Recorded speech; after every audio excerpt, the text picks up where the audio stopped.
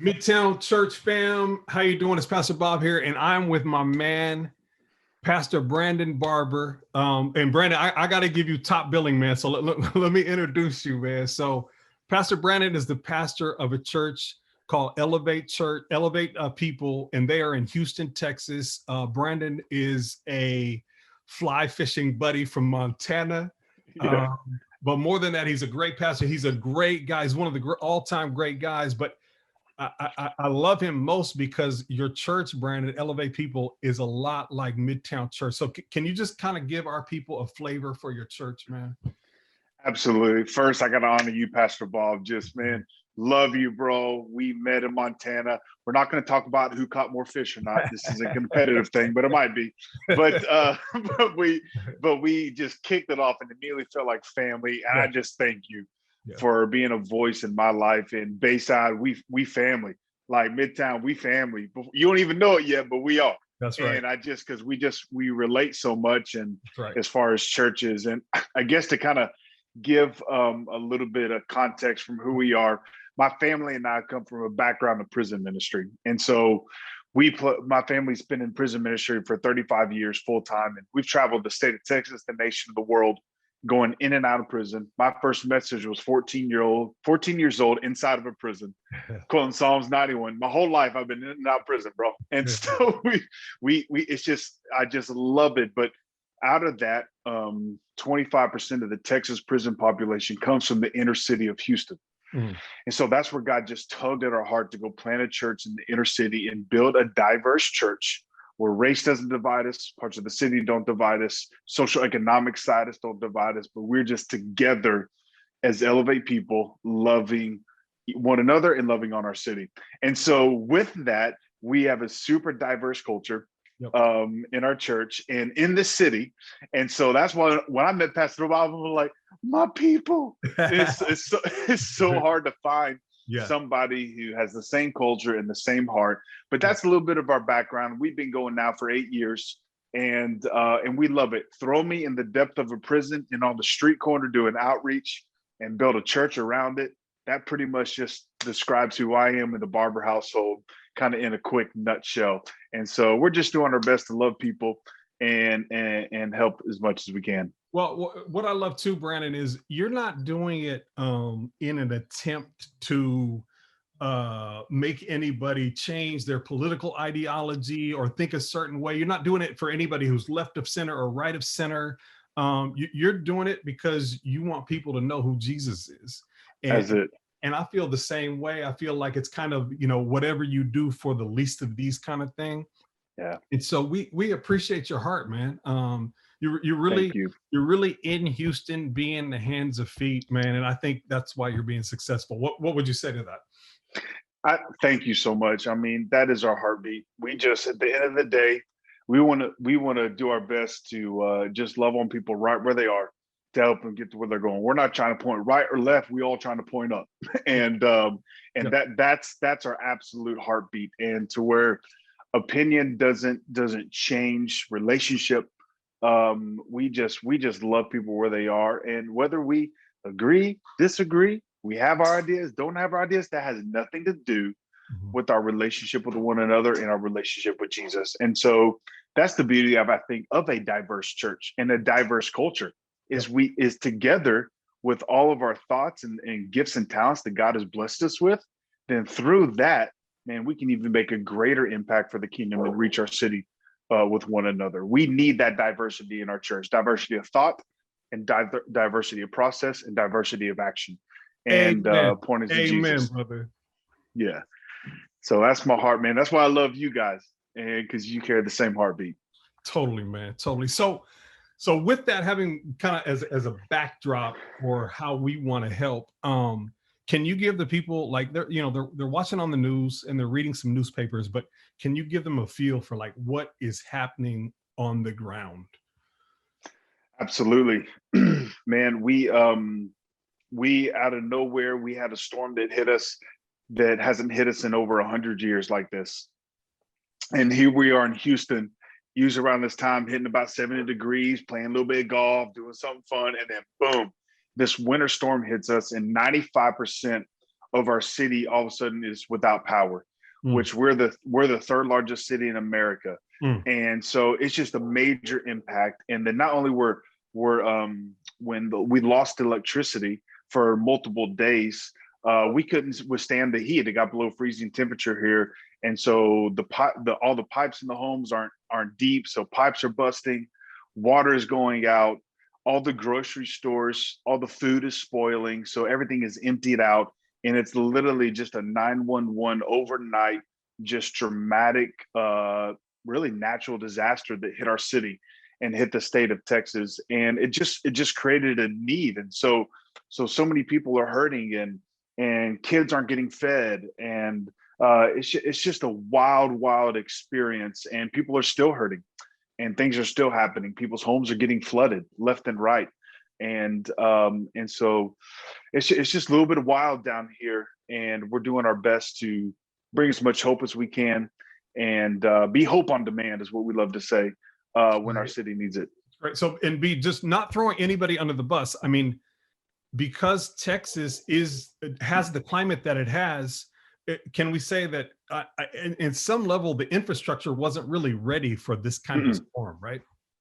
No, we weren't ready. I mean, we weren't ready at all. The best way I know how to describe it is the same with the hurricane. Like, we have hurricane seasons, but yet we haven't built our city really prepared for it. And we flood all the time. Anytime it rains or sprinkles, people have like flashbacks, like twitching. And so even during Hurricane Harvey, the best way I know how to describe it to give you guys context is when all the water came, we have these different dams in the city, and it's a bright sunny day. We think the hurricane is gone, like things are over, we're moving on. And the city lets us know we have to release all this water or it's going to destroy all the dams. And we actually had more flooding after the hurricane than we did with the hurricane itself. During Hurricane Harvey, same concept with the outages, because we weren't set up with the proper structure. They had to do these rollout blackouts, and all of a sudden now we got people hurting, people dying in their homes, babies struggling, because we didn't have the proper infrastructure in order to sustain a natural disaster with that. And so they had to do things to keep from losing everything, but yet we didn't really build that solid foundation that we needed. So hopefully we learn from this. No question. You've been out like unloading trucks today and delivering supplies. I mean, you are literally a hands-on pastor. I love that about you. Can you tell us, what are some of the things that Elevate People Church is doing right now? And so I can let the people know that's what we want to give to. Thank you so much. Just in advance, thank you for the heart of the generosity of you and your church. Even just a prayer and just the simple touch of saying we're with you is really all that we need. Anything over and above, it just really blesses us in an incredible way. What we did is, we love to say, man, when our city cries out, we want to be hope on demand. I believe Jesus was that way, and we want to do whatever it takes to be that. And so we had a little bit of crazy faith, and I just approached a businessman to see if he would bless us with his 30,000 square foot empty warehouse downtown. And I knew it had just came available. So I went and approached, said, hey, will you give this to me for 7 to 10 days or however long this is going to take? And just really kind of just stepped out in faith. I believe God wants that. If he just wants to work with a willing spirit, like, God, I'll try this if you going to show up, and he does every time. Yep. And so we have this empty warehouse, and we got multiple churches in the city, organizations working with the city themselves, and we're keeping it fully loaded with supplies. And because all of our kids here, they're not going back to school till March. In these inner city communities, man, that's babies not getting fed. Yep. That's children hurting and families that need help. And so we want to help bridge the gap there in the season of hope.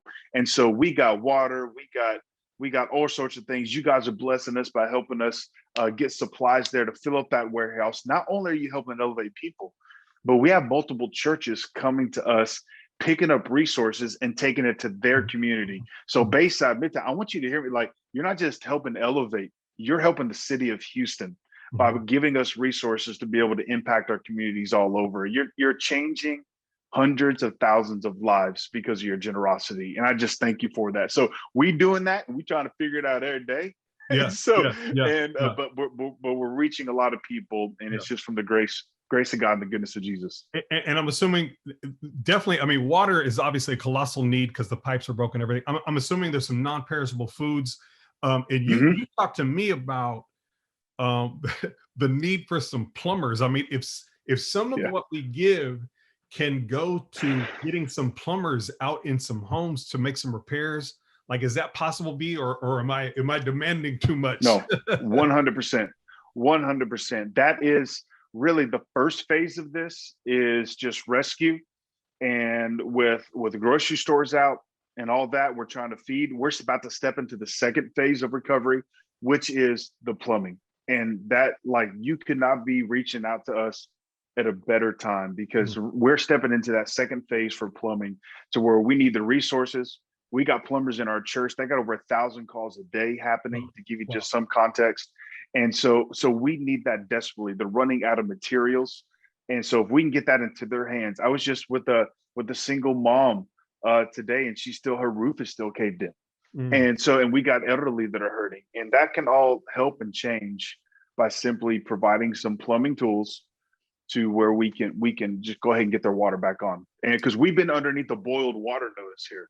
That's right. And so getting that fixed will help get that turned around for these families in need. That's right. So here's what I'm gonna do, B. I'm gonna talk to my people, and when I'm done, you're gonna let them know that the funds they send are in good hands. But I just want to tell our people right now, we aren't going to take a penny of this. And we say that a lot. We give to causes a lot, and we say, hey, send the money to Bayside Midtown, and we'll send the money to this cause. We're skipping that process right now. The need is already so deep.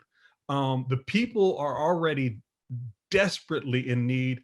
We are going to ask you right now, Midtown, to send your money direct to Elevate Church. Wow. We want to flood the floodgates. We want to open the doors of provision. Wow. We want Elevate People Church to know they have some people on the West Coast that care and are willing to do everything. So we're going to unleash a bunch of compassion. B, can you let them know their money is entirely safe with you, and it's all going to go to this emergency type aid?